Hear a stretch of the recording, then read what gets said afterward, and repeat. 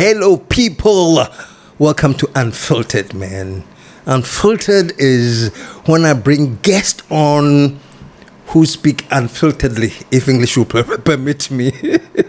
Today, my guest, the first time I hosted him, it was on the KSM show. You know, I have all kinds of shows, you know. The KSM show is devoted to my guest. And basically, I celebrate my guest. Unfiltered is when they come to me and they come as partners. They talk and I can say something. Today I'm featuring somebody who once came on the KSM show, and the remarks were so beautiful. People were telling me I should actually have a monthly show so that I have him on monthly. That was, I think, maybe 2 years ago. I couldn't do the monthly thing. But he's back today and he's back on Unfiltered. And we're going to have a very engaging conversation on many things, including nation building, Pan-Africanism, and the whole lot more. So show some love for my good brother, young brother, Ọbádélé, Kambon. Good to see you, man. Good to be seen. Abibi to me, Abibi found here. Black Power, Black Liberation. Black Power, Black Liberation. And by the way, for those of you who missed the first show, he's originally will be called an African American. African anti-American. So much Unfiltered. He's called an African anti-American. Well, he believes in his home. He believes in Africa, and he's been living with us. He currently is a professor at the University of Ghana, and you speak so many languages. You speak Sir. What's your opinion? I feel pima hankro do kron watch na medi kan ba Ghana medi na watch me no yemfa me suya me da se me pacho me samba I feel pima hankro do kron nkron amesandi na watch me no ansa afa impimi no na medi afa ba kon awo legon ti opinion ajikum na odi kan kire metwi interview on twi nkwa na aka nya twi nkwa wo za Yoruba nso ho Wolof nso ho Kiswahili nso ho Kikongo nso ho and dey kika ho yemfa se aduanan bisa. What kind of language you said you had? So there you have it, folks. For those of you who do not speak Twi, he's talking about how he learned speaking Twi and everything. But that's not why we are doing this show today. It's not about his Twi speaking and many other languages. Today we are talking about Pan-Africanism. You have a film festival coming up. Black Saloon. And this film festival is so important, folks. It's coming on Friday. And I think that's the 29th. It's going to be 28th, 29th, and 30th, so across the entire weekend. The weekend. The Friday is the opening, and then we have a lot of the screenings happening on Saturday, and then the award ceremony, as well as some screenings are happening on Sunday as well. Yes. So first of all, tell me about this film festival, and the reason this is so important. You know, on this platform, we just talk about national issues, nation building, and basically things that will help in uplifting our country and our continent. So this film festival coming is so important. Please tell me a little bit about it before we go on. Black Salute. So we have quite a few, personalities who are part of it. Ajite Anang is going to be a part of it. Amake Bebrese is going to be one of the jury members. Noted producer Ayaki Nano is also coming on board. We are doing an award for Nikwate Award. For those who don't know, he's one of those pioneers who blew the lid off of all of the stolen artifacts in the British Museum. So, just quite a few personalities. And what we're doing is we're getting the concept of Abibi Tumi, Black Power, out there, Abibi Fahondie, Black Liberation out there. So our creative director, Onwara Abua, a multi-award winning director in his own right, Luxor Film Festival, all these others. But he's coming on board as a creative director. We have films that have never been seen before. We have amazing student films, professionals. We have long film, short films. We have animation. All of these things, when you go there, last time I was on, everyone kept using the term mind-blowing. Oh, that's mind-blowing. That your mind is going to be blown because everything is on the theme of what Black Power is. Demonstration over conversation. A lot of people will get online and say, yeah, I'm interested in Pan-African. They have no idea what Pan-Africanism is. Yeah. I'm interested in Black. They have no idea what it is. But this is actually giving you, because, we had over 700 submissions to the film festival. We whittled it down to just the last few dozen. And these are 700 film submissions? Over 700.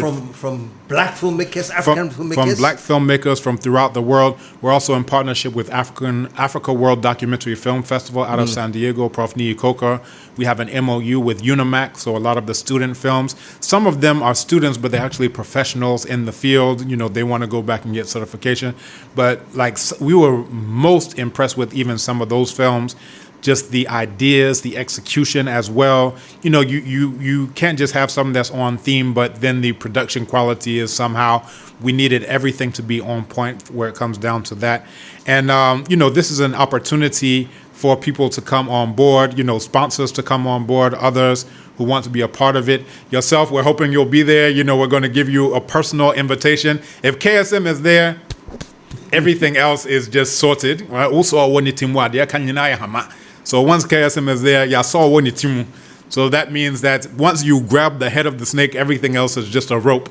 So once KSM is there, it's going to be on and popping. So we want everyone to be there. It's going to be virtual and then also at Ozone Cinema. So we have VIP seats. And this is an innovation. I've never heard of any film festival in the entire world do this. It's going to be virtual. Whose idea was this? So myself and Onwara Abua, we came together. We had this idea that we should do a film festival because we had been doing the Black History Month Film Festival at the Institute of African Studies going back to 2015 in collaboration with the Africa World Documentary Film Festival. And we said that we should do something, you know, out for the community where the broader world can get, you know, a taste of what this is all about. So what we're doing virtual, so that's wherever you are in the world, but then we're also doing virtual on site. Sometimes they have these parties where everybody's listening to their own music and then they're whatever. We're having this as an innovation where whatever your device is, you can bring the device, you can be watching it, your friend can be watching it, and then you can have conversations about what's going on. So there's a component in the theater, but then wherever you are in Oyarifa Mall, you can be there and be part of that conversation. But this is happening at the Oyarifa Mall. Oyarifa Mall, Ozone Cinema, that's one of our partners. We have an MOU with them as well. So they were one of the first to come on board. It's going to be just amazing in terms of how it's going to be run. Like one thing that I'm most proud of is like the production. We have everything synced. We made sure that all of the films are there, how we're doing the sync between those who are on the ground, those who are virtual. Awesome. And yeah, awesome is, you know, what we can definitely say. Blacktastic, Blacknificent, Blackorific, and Spectacular will be there. So it's not fantastic, it's Blacktastic. Blacktastic. Yes, it's even more than black than fantastic. Wow. Blacknificent. Wow. Yes. Wow. Why Ghana? So my mother first came to Ghana in 1972 and she brought me in 1998, as I mentioned. And I did a year of study abroad in 2000, you know, here at the University of Ghana. So when I wanted to do my PhD, I was looking at places where I spoke the language. So I was looking at University of Ibadan. I was looking at the University of Cheikh Anta Diop in Senegal. But because of my experience with study abroad, that's why I said, you know what? I'm already familiar with the professors. I'm familiar with the program, the department. And I ended up winning the Vice Chancellor's Award for the best PhD thesis in the humanities in the year I came out. So the first time that an African anti-American won that award, and, you know, we're still moving strong. Most recently, the Provost Publications Award for the best publication in the humanities. Out of the 3 times that they've had that award, I've won 2 out of the 3. It should have been 3 out of 3. Man. That's awesome. But the provost said it's unfair if he lets me win all 3 in a row. So he said, let's let someone else get in there. But let me not toot my own horn. I'll allow others to do so. And then I'll be tooting yours, because when I'm sitting here with KSM, I'm just so hyped that he's going to be at the film festival. We have a virtual conference, an in-person conference as well, hybrid. So just a lot of things to discuss. Yeah. Lots of things to say. What really amazes me about you, or should I say black amazes me? Now you're on I'm point. learning. Yes, I'm learning. Black absolutely. is your dedication to Africa. You know, this whole course, this whole Afrocentric spirit that lives in you, I find amazing. And I think that's what many of the viewers thought was so blacktastic when you first appear on the show, you know. And this is like a continuation, and you're taking it to another level. Black Saloon. And basically, this is like reaching out into the diaspora. It's not just blacks here or Africans here, but anybody black who is in the entire diaspora. Black Saloon. Yeah. So that's one of the things. One thing that you'll see, so we have the flyer, which you have as well. And you'll see on the top right, there's a billboard going up at Bonglo. There'll be another one at Mensa. But you'll see Decade of Our Repatriation. This is an initiative that's already been endorsed by the Office of the President. Shout out to KOD, Director of Diaspora Affairs. It's been endorsed by Ghana Tourism Development Company. And these are 3 pre-announcement events. So the announcement is set to happen at the Diaspora Summit, which is coming up. What the announcement regarding the decade of our repatriation, DOOR. So you see it's an acronym. So this is opening the door, right, for those who are looking to come back permanently to repatriate, to get citizenship, to, acquire land, to do all of the things that would allow them to be here permanently. When people thought of the year of return, it ended up, they started thinking, oh, it's just a party or so. Yeah. That became the narrative, not saying that that's what it was intended to be, but, dirty December, let's go party. There's nothing wrong with partying. Sometimes there is, but, let me say there's nothing wrong with partying. But there also has to be taking it to the next level. Taking it to the next level. Out to party. Not just hanging out. It's for you not just to come here for 1 week and then you go back and you get a knee on your neck. You come here for 2 weeks, you go back and you get hands up, don't shoot. You come here for 2 weeks and you go back and you get I can't breathe. That how can you actually come and stay? I've been here for 17 years. I'm married here. My wife is here. I have 5 children. I help my parents repatriate here. We have a life here in Ekwapi Mampong. I've been installed as Bamuchi Damhene. I'm a professor. I've just submitted for a full professor at the University of Ghana. That this is what you can do when you're not just here for a week or 2 to party. It's when you're actually moving your entire life. And I say anytime that you repatriate, it's like you're robbing Fort Knox. You're robbing the bank. The $100,000 that you would have spent in the U.S. for your mortgage and your car note and so forth, you're bringing all of that here. You're investing in the land of black people. So when we say Abibi Mine, what you're actually saying is the land of black people. That's black folks in all the diaspora. All black people throughout the world. That's what it's all about. Yeah. Yeah. Quick question, and I've read comments from African Americans. They were not African anti-Americans. These were African Americans. Yes, that's who they are. If they tell you who they are, believe them. And they had some comments about misgivings, what they saw in Ghana that they were not expecting. So it was almost like a caution to all African Americans. If you want to visit Ghana, be aware people may want to dupe you, blah, blah, blah. Have you read some of those comments? So this is what I call the algorithm in blues. What is that? That's where the algorithm makes it so that you see certain things and it veers your thoughts to a particular direction. In 2012, they did a study on Facebook, and it was a manipulation of almost 700,000 people. What they did is that they showed some of them only positive content. For others, they showed them only negative content to see would it start manipulating their consciousness in terms of what they start producing, and they found that it did. This ended up becoming a scandal in 2014. A lot of people don't even know this.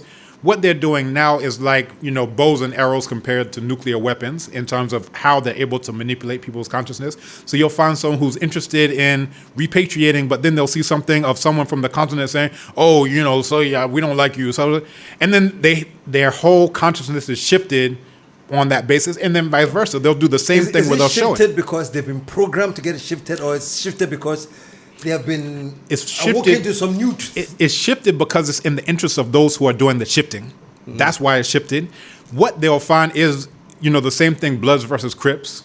You know who gets paid off of that. The ones who bring in the drugs, who bring in the guns, so forth. Hutus versus Tutsis. That's big money.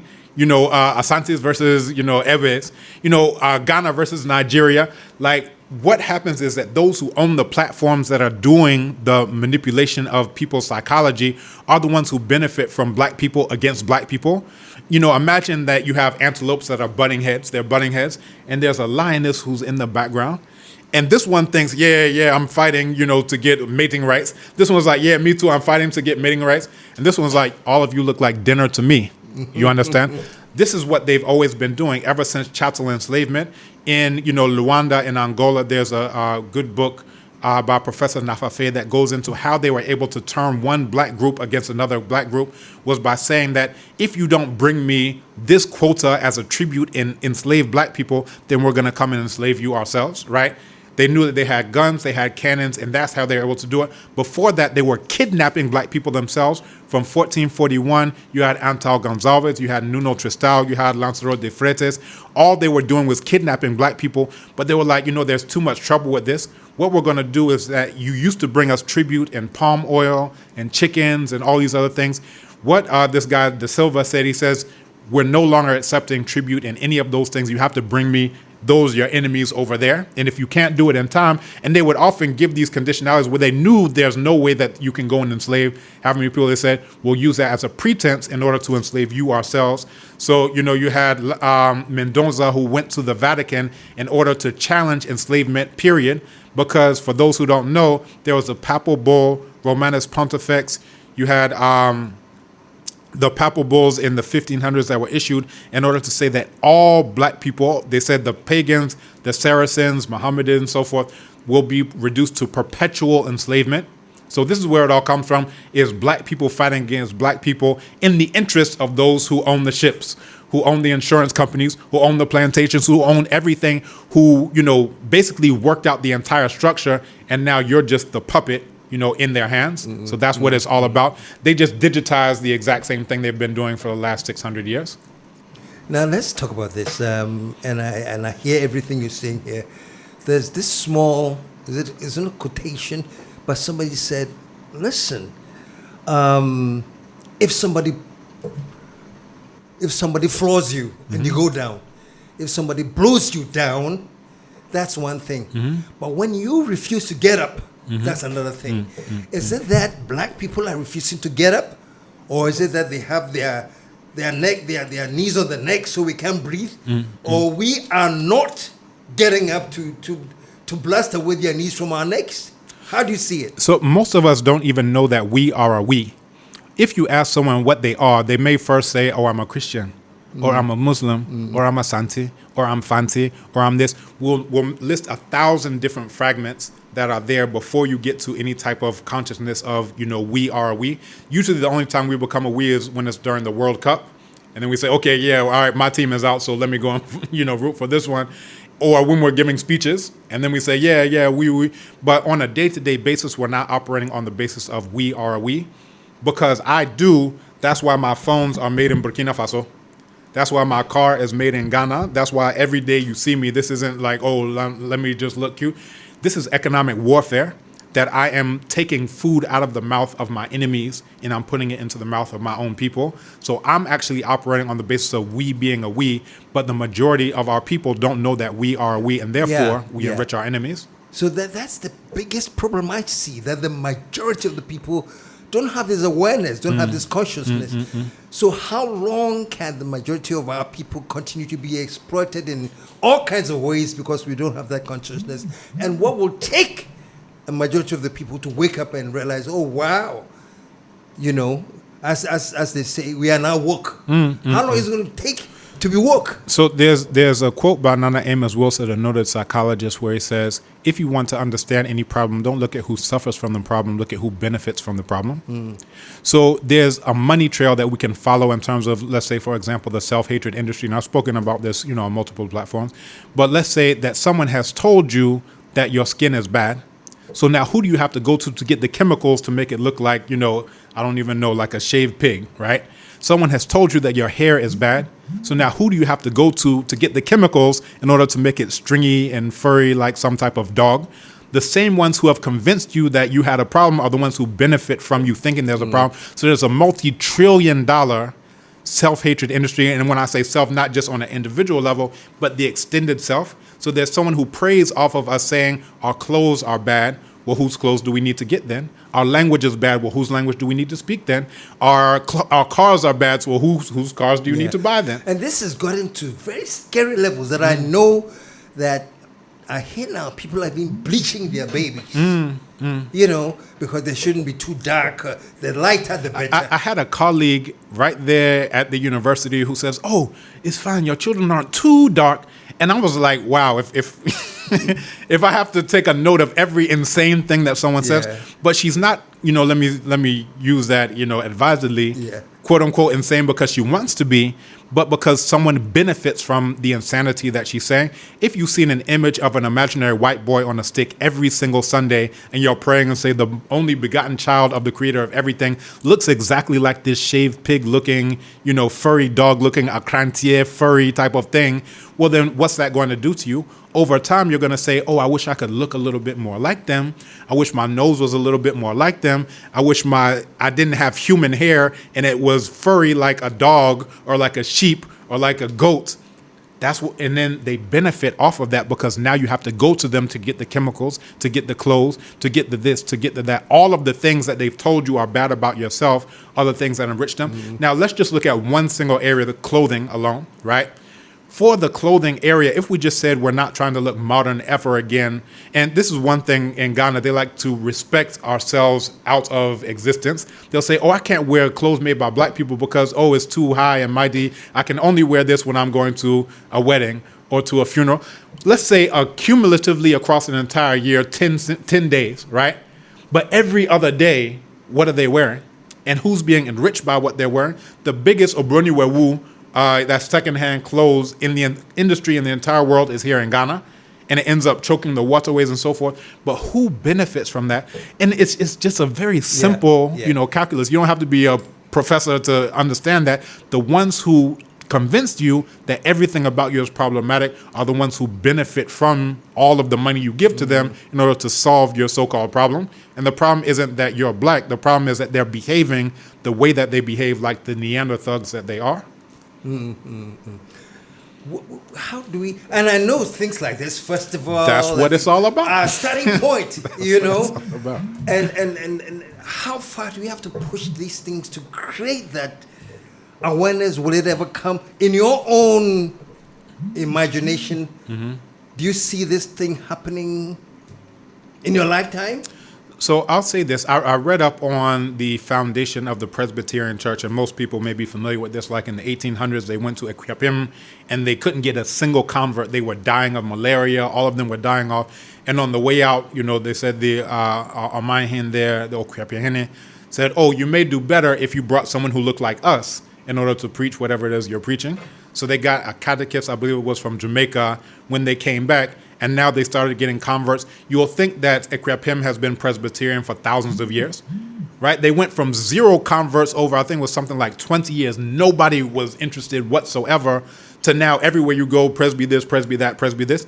So there has to be a start of a different type of narrative. Mm-hmm. So you see that they were willing to persevere in order to get people insanely praying to imaginary white people. Well, by the same token, we need to get the concept of Abibitumi, black power, out there. We need to get the concept of Abibi Fahondie out there. And we're doing, pretty well. We definitely have more people who are converts than what the Presbys were doing, trying to get you to pray to imaginary white people. Obroni Chinchinga, the white man on a stick that we talked about last time. So, it's slow going, but I feel like with perseverance, with dedication, they went from 0 to, full blanket coverage. For us, we have to be willing to put skin in the game. This is in terms of our terms. My father said we have to get our liberation on our terms. That's Nana Kamal Kambon. Term stands for time, energy, resources, money, spirit. That's how things are going to change. We're getting our liberation on our own terms. We have to dedicate our time. We have to dedicate our energy. We have to dedicate our resources. We have to dedicate our money and our very spirit if we're actually serious about black liberation.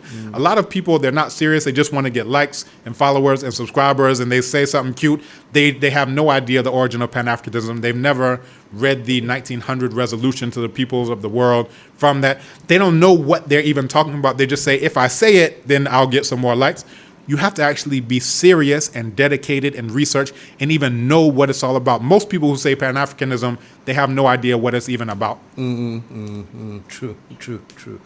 So in terms of programs like this that you have, and maybe I'm speaking too fast ahead of time, the door that is going to be launched in terms of Black Saloon, repatriation, not coming to hang out, but coming to settle. What do you see as possible impediments to that? Because like you said, there's a whole industry that's working against that. Right. And that industry has not gone to sleep. So, go ahead. So back in 2016, I got my citizenship under President Mahama. A lot of people, they only know about, year of return, which was, again, a laudable initiative. But back in 2016, President Mahama at the Du Bois Center, he said something in the speech on the 28th of December. He said, what I'm doing in restoring your citizenship, I'm restoring your birthright. And I deserve no thanks or praise or honor for this because I'm doing, I'm restoring to you something that, what is rightfully yours. That is yours. Okay. So when, the office of the president, and again, shout out to KOD, that was our first endorsement, was coming from the office of the president. That's not bad, right? When we put this forward as a proposal to actually assist people, and that's one of the things I do through Repatriate to Ghana. It's a service that I offer.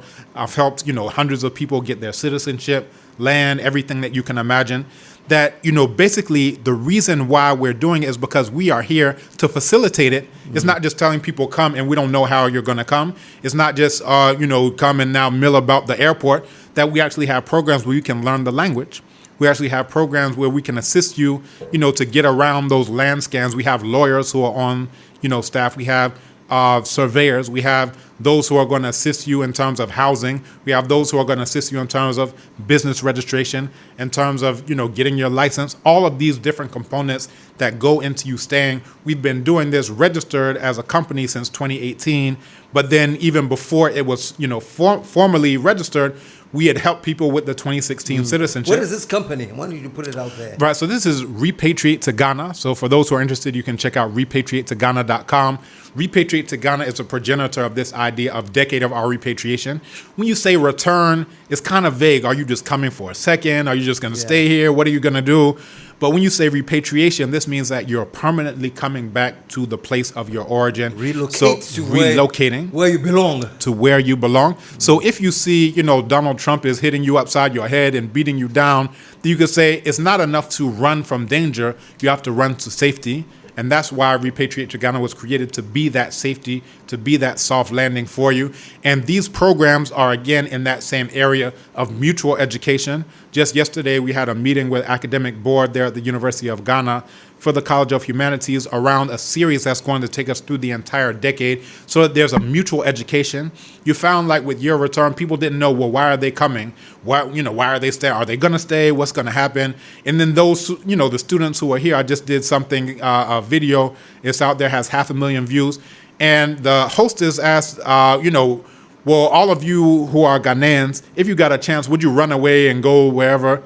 All the hands went up, right? Yeah. So they're like, why are y'all coming? We don't even know why you're coming. And those who are coming are like, we don't know why you're going. There has to be a conversation that we own, not some, German company owns it, but we control that conversation. We understand the narrative because we understand how they benefit off of the conflict of, the natives versus the returnees. Let's have them fight it out, and then let's get more views, and then we get more money, cha-ching. That's what they see. But for us, our interest isn't in that conflict. Our interest is how can we work together in order to build the land of black people? Because as so many of our ancestors, from Baba Omowale, Malcolm X to Nana Marcus Garvey, have said, until this land is a superpower, no black person in the entire world will be respected. So it's up to us to make it a superpower. The French, who I call the stench, aren't coming to do it. The vermin, who you call the German, they're not coming to do it. The brutish aren't coming to do it. Ku Klux Klanada isn't coming to do it. The United Snakes of a Murderer isn't coming to do it. So if we want it to be done, we have to be the ones to do it. Yeah. And, what I always say is that you got people who are at the beach on the shore with binoculars. They're like, oh, is it perfect yet? Is it perfect in Ghana yet? Oh, it's not perfect? Well, call me when it's perfect. You're supposed to be here making it perfect. You have to make so it anybody perfect, who's saying, oh, Ghana has this issue or that issue, well, who's going to solve the issue? Is Trump going to do it? Right? I don't think so. Is Keir Starmer going to do it? None of them are going to do it. We have to be the ones to do it. Isn't it worrying that it's part of our thinking that somebody's going to come and do it? It's and just ring me when it's done. Ring me when it is done. Right. Recently, the Christian Council of Ghana, some pastors went to see the president to appeal that we beg, please bring back the cathedral. And the swimming pool. The what pool? The swimming pool. I see people going into the hole, swimming in there. And what they said that struck me was that, we don't want the whole burden to be on the government, so maybe we can look for funds from well-wishers outside so that we raise the money to finish the cathedral. We are aware of the prevailing economic difficulties.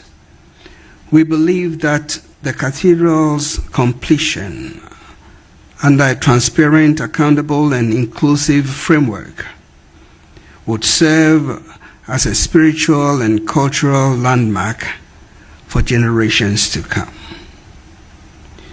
We therefore humbly recommend Your Excellency the following three things. that government reaffirms its commitment to the project, to its continuation and completion, ensuring transparency in financial administration. 2, that a broad-based funding structure involving churches, the private sector, international partners be developed to reduce the fiscal pressure on the state. But what I'm saying is this, that thinking that there's somebody or some people that we have to depend on is still much ingrained. Of course. How do we get out of that? So it's part of the religion. That's the reason why they brought you the religion. And sometimes I talk about, you have the Black Madonna and Black Jesus. If you go to the Vatican itself, you'll see images of the Black Madonna and Black Jesus. You'll see the Pope kneeling down, praying to Black Mary, Black Jesus. You can go to Spain. You can go to the Czech Republic. You can go to France. You can go to all of these places and see it. But the one place you can't see it are the places that they came and they brought you the Michelangelo version. They brought you the version just really from the 1400s, because they said these are people we're coming to conquer. These are people we're coming to kill, to rape, to lobotomize, to sodomize. We're going to leave the images that look like them, and you can still find them. You can barely turn left or right without tripping over the image of Black Mary or Black Jesus, but they left all of those images and they brought the image that looked like the one who is coming to enslave you, coming to so-called colonize you. That's intentional, because what that's going to do is make you dependent. It's going to make you say, my highest goal in life is to kiss the toes of this white man who's coming to kill my mother. So, you can see where that mentality is from. And for the cathedral, I've always said that they should scrap that idea. They should make it a library, because if they make it a library, people won't even ask for a cathedral. The reason why they're asking for a cathedral is because they don't know very much about even the origin of Christian sanity, where it's plagiarized from the story of Heru. They don't even understand that the idea of death and resurrection of a savior can be found in the pyramid text. They don't know the idea of judgment after death can be found in the pyramid text over 4,000 years ago. If they read books, they would know where they stole all of those ideas from, and they wouldn't be in belief. They would shift from belief into knowledge. But the reason why they don't have knowledge and they do have the belief is someone benefits from them believing and not knowing. I like what you say about if they read books. Nobody's reading the books. I'm aware. And since you're aware that nobody's reading these books, where do you come at them from? Because you would wish that they would read the books and know, but no, the reading won't take place. So what angle can anyone use to get that information to them to process and believe? So for me, I'm less on the belief side, more on the knowledge side. So I teach a course called Intro to African Studies, and I ask my students, what do you think of when you think of Abibi Mine, the land of Black people? The first things they say, poverty or hunger or corruption or blah, blah, blah. And I say, I'm surprised you didn't mention mathematics, because the oldest mathematical tool on the history of the entire planet Earth is found in Congo. And I mentioned Ishongo, Lebombo. Oh, they've never heard of this. I say, yeah.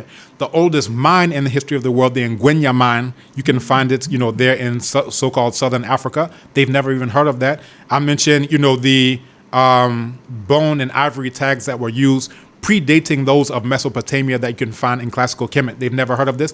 I'll list some of the most important facts that anybody on the entire planet Earth should know. They've never heard of any of those things. And then I'll start mentioning people. I'll say, how many of you have heard of Imhotep? 0 hands. How many of you have heard of Einstein? Every hand. How many of you have heard of Nana Jean-Jacques Dessalines? 0 hands. How many of you have heard of Napoleon? All the hands. I said, well, Nana Jean-Jacques Dessalines is the one who defeated Napoleon's army in Haiti. How come you know the loser and you don't know the winner? And I can list out 100 of the most important human beings to ever walk the planet Earth. They've never heard of a single one.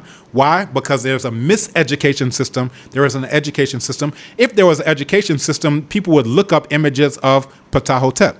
Who is Ptahhotep, the author of the oldest book in the history of the world, and he had locks? How can you have an education minister who says you can't have long hair and go to school when if that was a rule, then the author of the oldest book in the history of the world wouldn't have been able to write? But has this person or have any of our people ever looked up an image, right? Not Gods of Egypt, a movie, not Prince of Egypt, a cartoon. How many of you have actually looked at the murals, read what the murals are saying, looked at the iconography in order to know any of those things? It's not going to be part of Oxford curriculum. It's not going to be part of Cambridge curriculum. That's why they had the Mohonk conferences after chattel enslavement, to reduce to black people and to keep them to as close a level of servitude as possible. And the British took that exact same idea and they implemented it here in what's now Ghana, Nigeria, and so forth and so on. And the rest is history. But we have to switch from history to now our story. You know, I listen to all of this, and I the only question I ask is, this is so deeply ingrained. It's almost a part of our DNA. You know, so my focus is, how do we overcome this? How do we, you know, where do we even start from to get people? This is where we start from. We start from the Abibi Fahondié Film Festival. You yourself being, I know you mentioned before we started that you were in film school, so you saw the power of the image and the moving image. Yeah. This is what people are going to see at the Abibi Fahondié Film Festival, are images about what Black Power is, demonstration over conversation. That's going to be from the 28th through the 30th of November. Those who are looking to sponsor, get in on the ground floor, because we're only taking one headliner bank. So once that bank slot is gone. We're only taking in one headliner insurance company once that slot is gone, and it's an entire decade. So you have to look at it as an investment across a decade, because the office of the president has signed up that they're saying this is something that we believe in. This is something that we're pushing for the entire decade, for people to have an open door.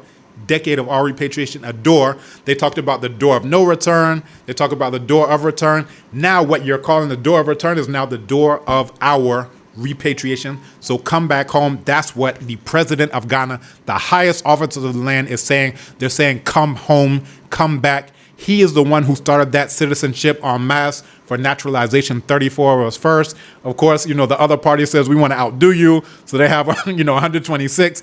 But I'm like, this isn't even about partisan politics. It's who's welcoming our people back home. We have the virtual conference December 5th through the 7th.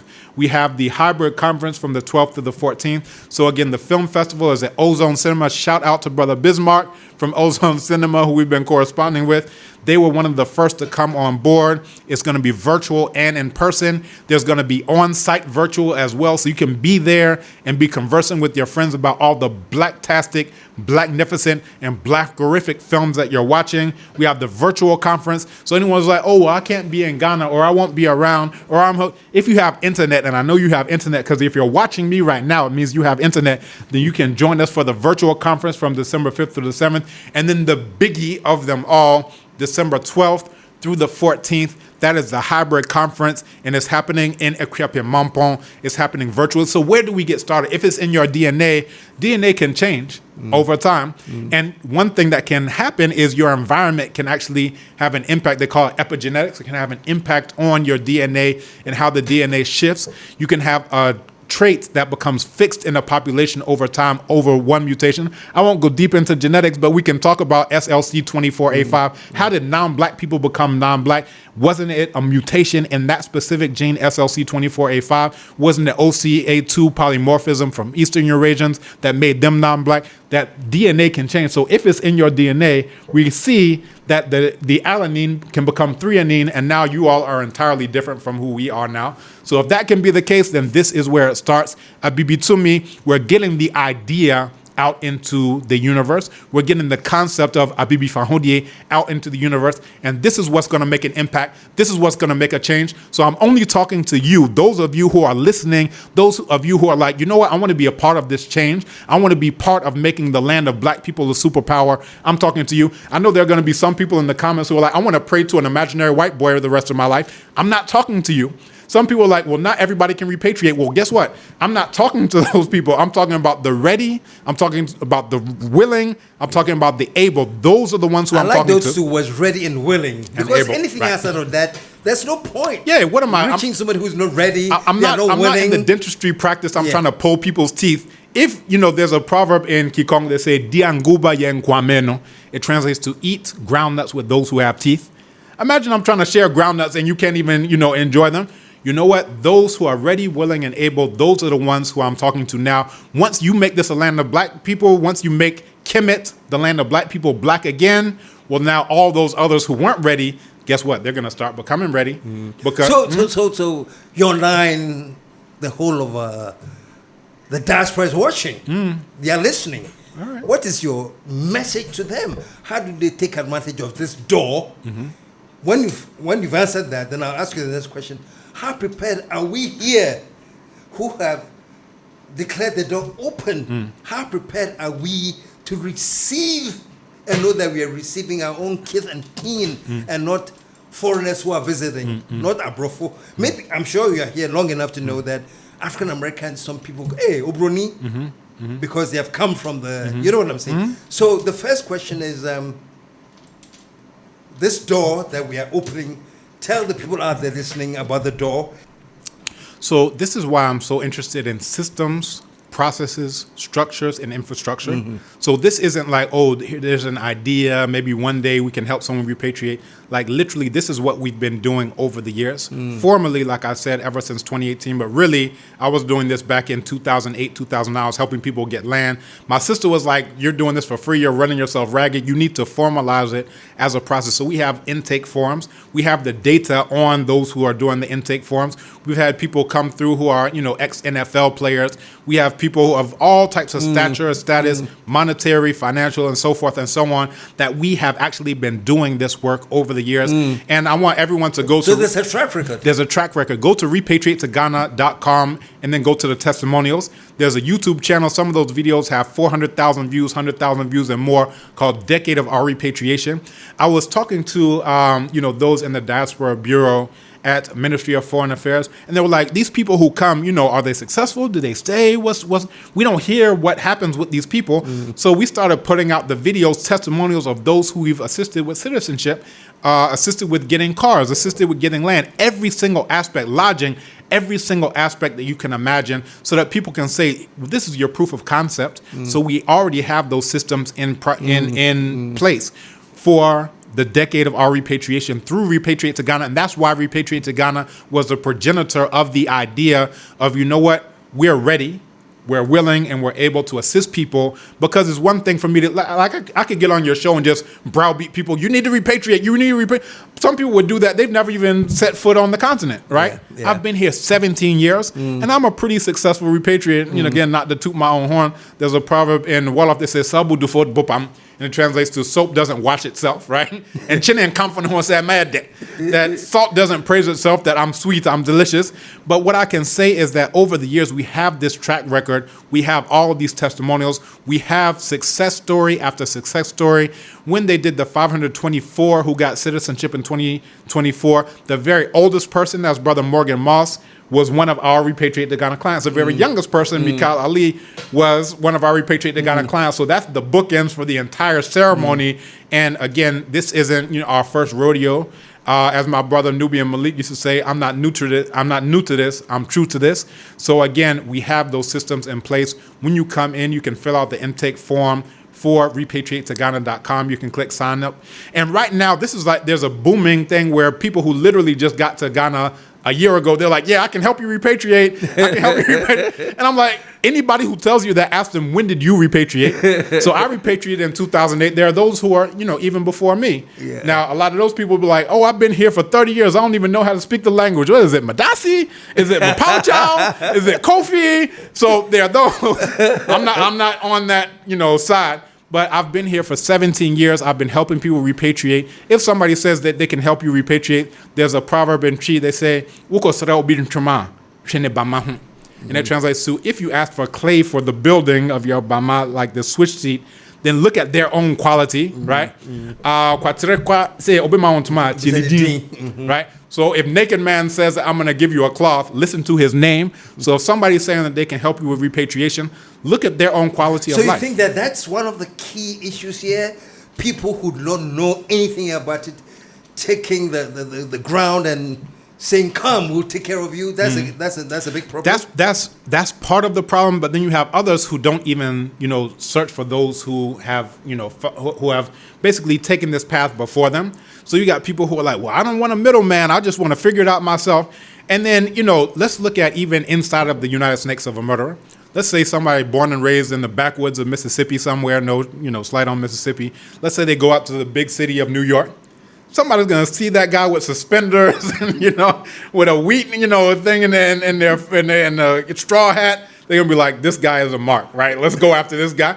So people are, it's human nature. You have anywhere in the world, somebody may see this person doesn't know the language. They don't know the culture. They literally just got there. All right, I think we can take this guy for a ride or this lady for a ride. And that's why Repatriate to Ghana is here to basically be your bulletproof shield.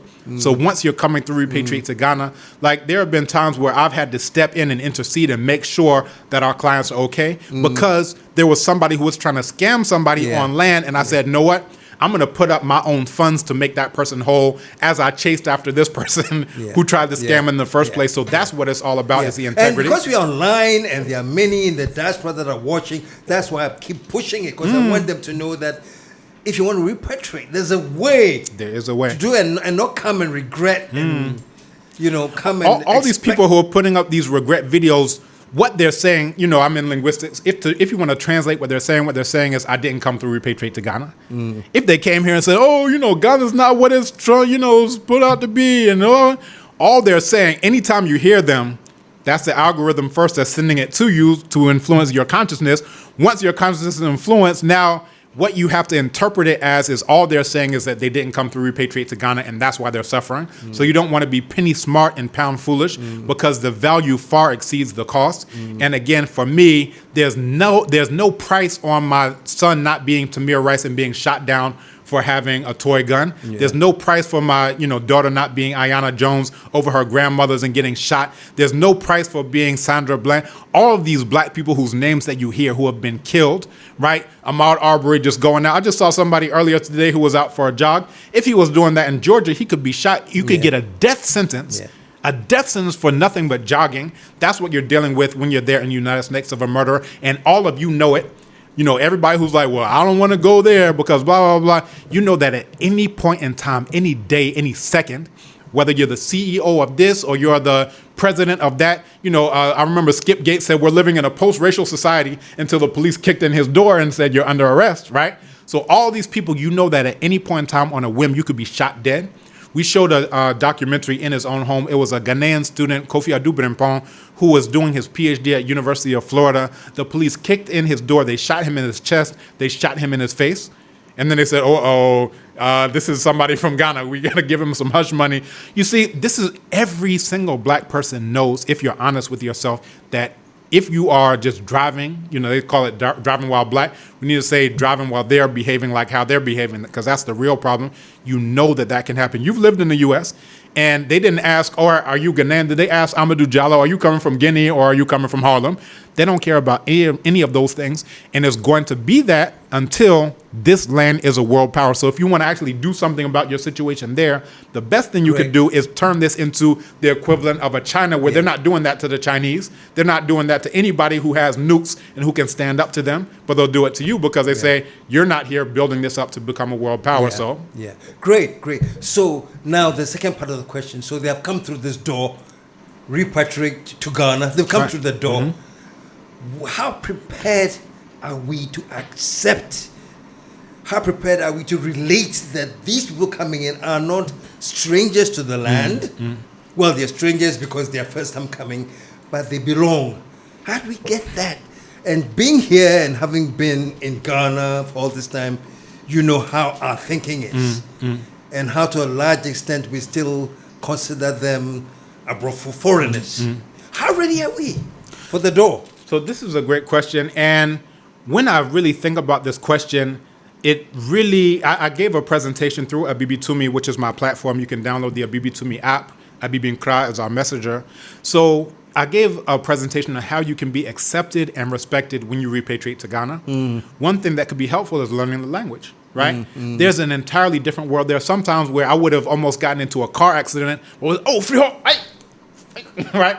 They're saying something just like blurting it out. And I'm like, wow, what a close call. If I didn't understand the language, that would have been an entirely different situation.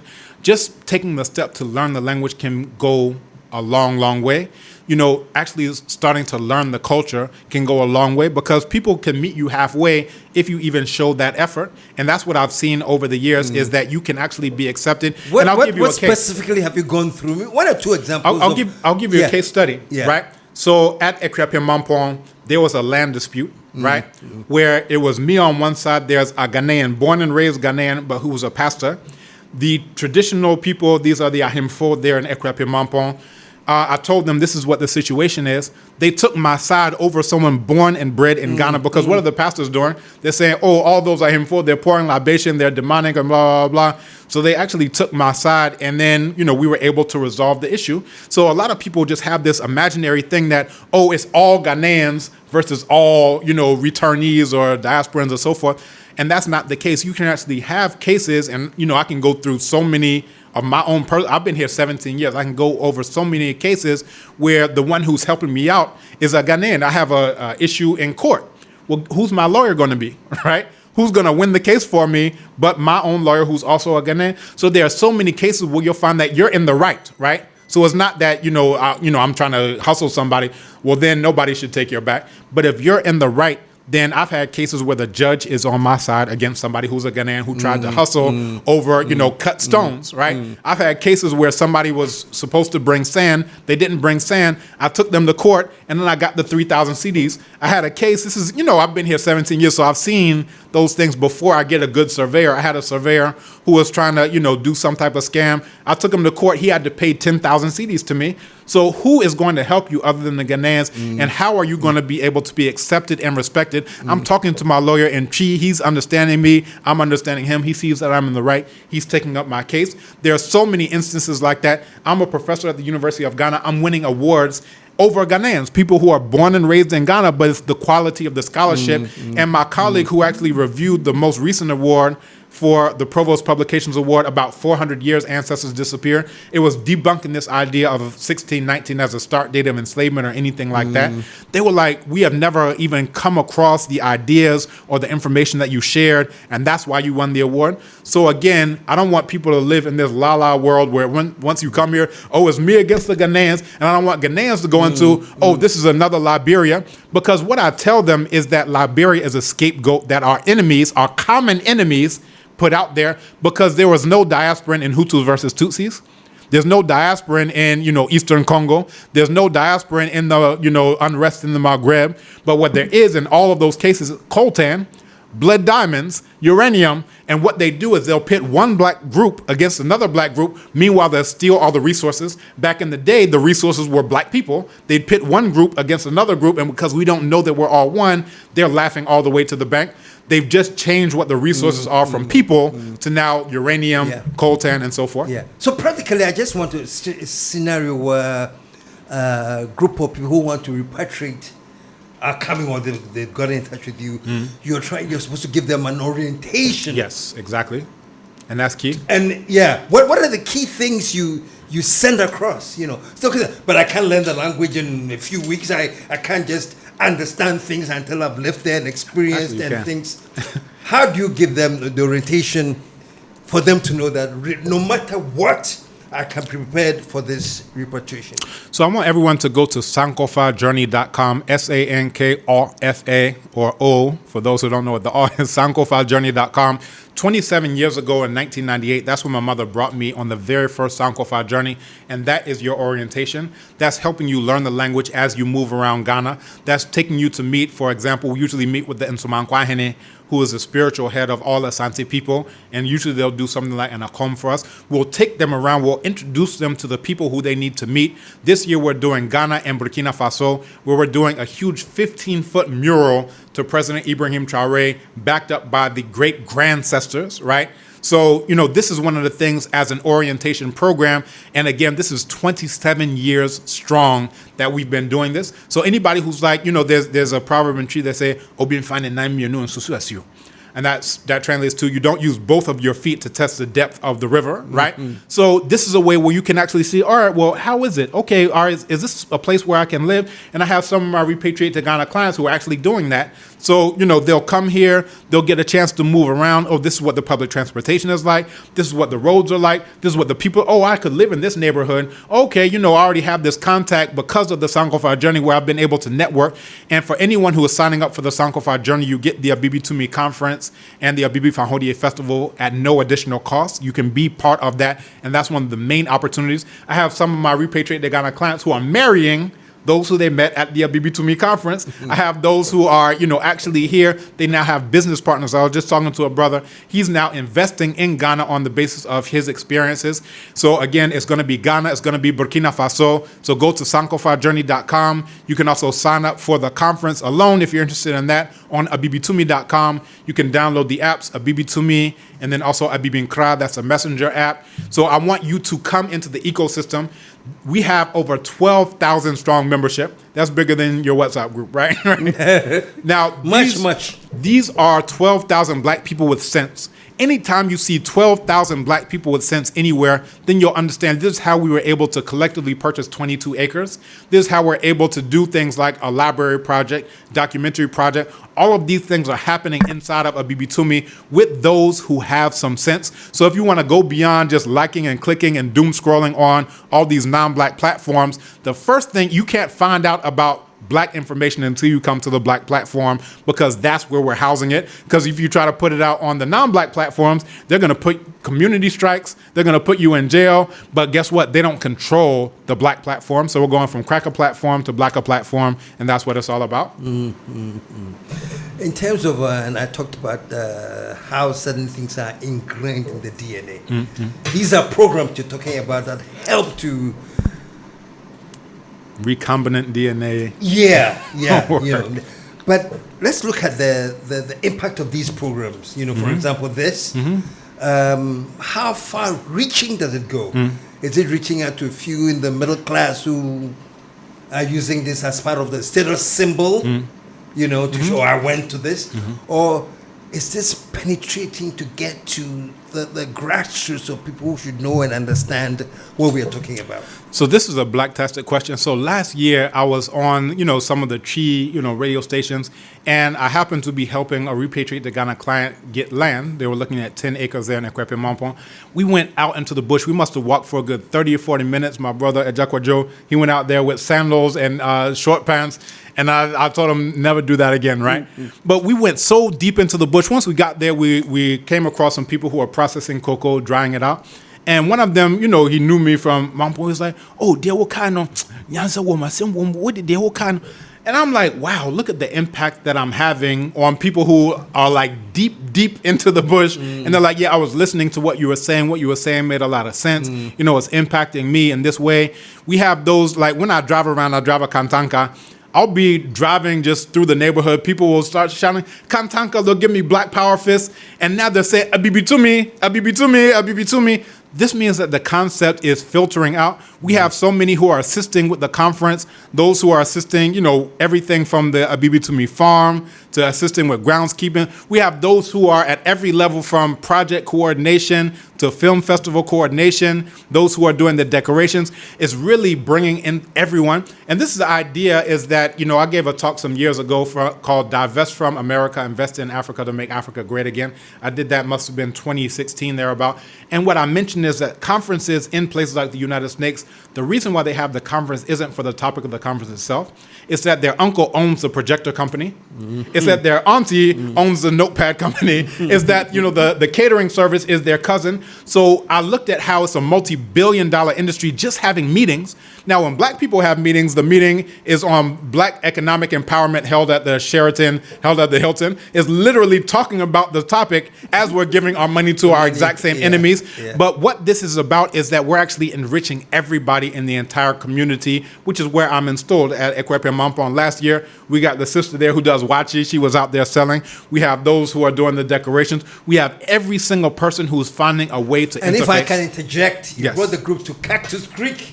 We brought the group and we to appreciate Cactus, the support. and they loved it. They said this is such a beautiful place. They said they'd never seen anything like this. So Cactus Creek, so anyone who is interested, go to Cactus Creek. We ourselves supported. We wanted to send as much of our financial, we wanted to spray KSM for the good work he's doing, because it's no small task to build something of that magnitude right there in Ekwapim. So he's assisting the Ekwapim economics. He's not out. He could be out in the U.S. somewhere, at Walmart, Starbucks, or whatever, but he decided to repatriate himself right? As the recent diaspora, we have the historic diaspora. All of us are coming to make Kemet black again, and that is what we are talking about. What Black Power is, demonstration over conversation. Join us for the film festival. You can get tickets on IA Tickets, Eventbrite.